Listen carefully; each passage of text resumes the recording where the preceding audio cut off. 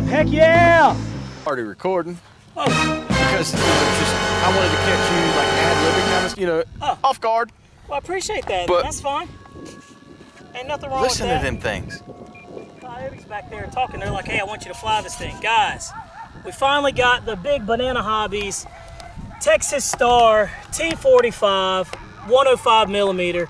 Man, this has been I feel like a work in progress, Jeff. I've had this thing ready for a while, but the weather has not been cooperating.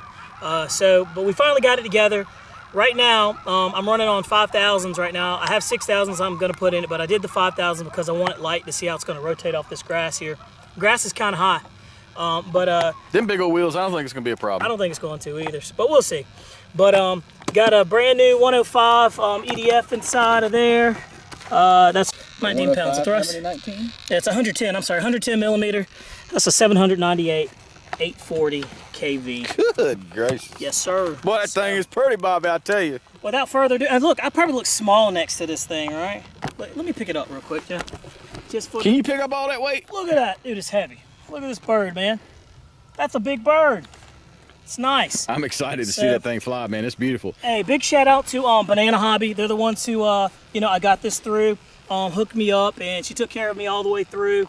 And gave me great service and helped me with all the questions and everything I had. So, Carrie at Banana Hobby is where I got this one. So, guys, if you want one, you got to snatch them up quick because they're hot. They're hot, and they don't last. They don't last on their for sale long because people are getting them like that. So, guys, don't forget to check out bananahobby.com. And without further ado, Jeff, I think it's time to get this thing up. Let's do it, man. Woo! It's scary, but it is what it is. Ain't nothing to be scared about. It's just a big old baby. Just a big old bird. Ain't that what you tell me? That's what it is. All right, here we go. Don't forget to like and subscribe. Let me check everything flaps. Air brake. Nice. You see the air brakes on that thing? That thing's Look cool. at that. Nice air brakes. It's got brakes on it. I mean, it's fully decked out, guys. All right, without further ado, here we go. Woo-hoo-hoo-hoo. Holy smokes. Holy smokes, dude. That is a ton of power. That's insane, Bobby. That's a lot of power. I need to adjust that front landing gear because it's cutting a little bit to the right. Let's see if we can't get this thing to rotate, Jeff. All right, guys, moment of truth. Here we go. It's going to go either one or two ways. It's going to go high. It's going to fly great. Guys, don't forget to like and subscribe to the channel. And here we go.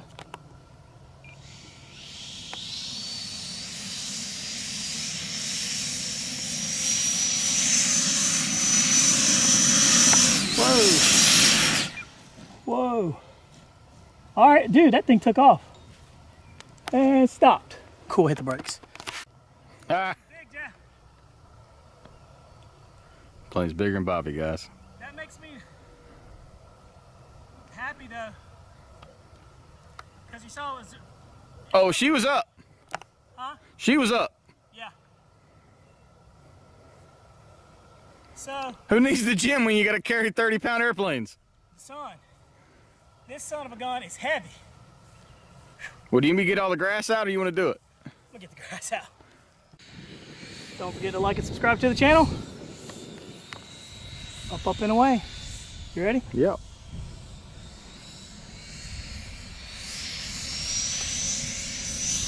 Much better.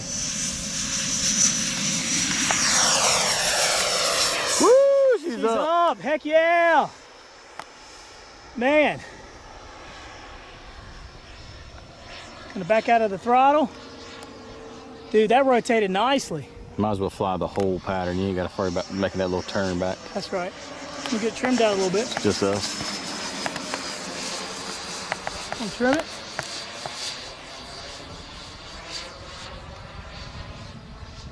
Wow. Let me get back on that.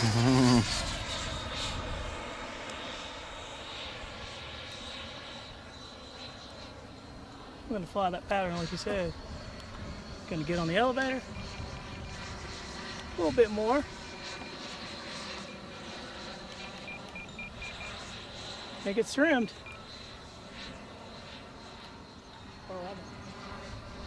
Man. That's 50% throttle, we're cruising. Feel pretty good about it. She looks awesome in there, man. Dude. All right. I'm gonna come back around. You ready? 50% pass. Oh, it's a big baby. It's a big baby. That thing sounds awesome. It's a big baby. Nice gentle turns.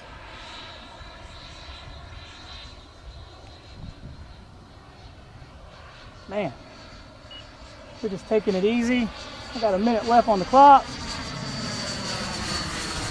We're just gonna take this one easy and we'll end up taking it back up. We're just gonna cruise, come by.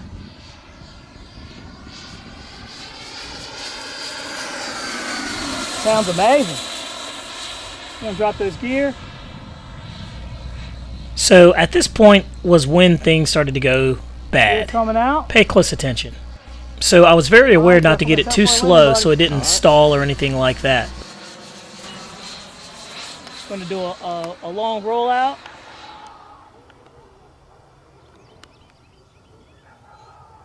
Oh shit, oh shit. Oh shit. Oh. Had no power. As the airplane's going down, you see a white trail of smoke coming out the back. That's from the motor. The motor completely just gave out. Burnt up. I was guessing that the motor gave out because of the LiPo, but that wasn't the case. It was the motor gave out because it actually burnt up. Had no power. I don't normally get really upset, but I'm upset because, dude, I had absolutely nothing. I feel like the battery completely just gassed out on me. And well, the wings are good. That's okay. The fuse is kaput. Or can we get a new fuse? Oh man, it's hot in there. That smell was the freshly burnt up motor. You could smell it pretty loud. So as I was looking at the damage, I noticed that the ducted fan was totally trashed. So nothing good. Hey guys, hope you enjoyed that video. That was a very hard, challenging video to make and to sit back and watch. That one was probably by far the worst crash that I have done so far. And it's not how it crashed, it's why it crashed. So it makes it so bad. You know, everything was going good. This hobby is a trip because, you know, you saw in the beginning where everything took off, everything was going well, you know, everything was smooth, and then in an instant, you're like down at rock bottom and the airplane crashed and you don't know why. And I'll tell you, that airplane crash bothered me the most out of all the airplane crashes that I've done.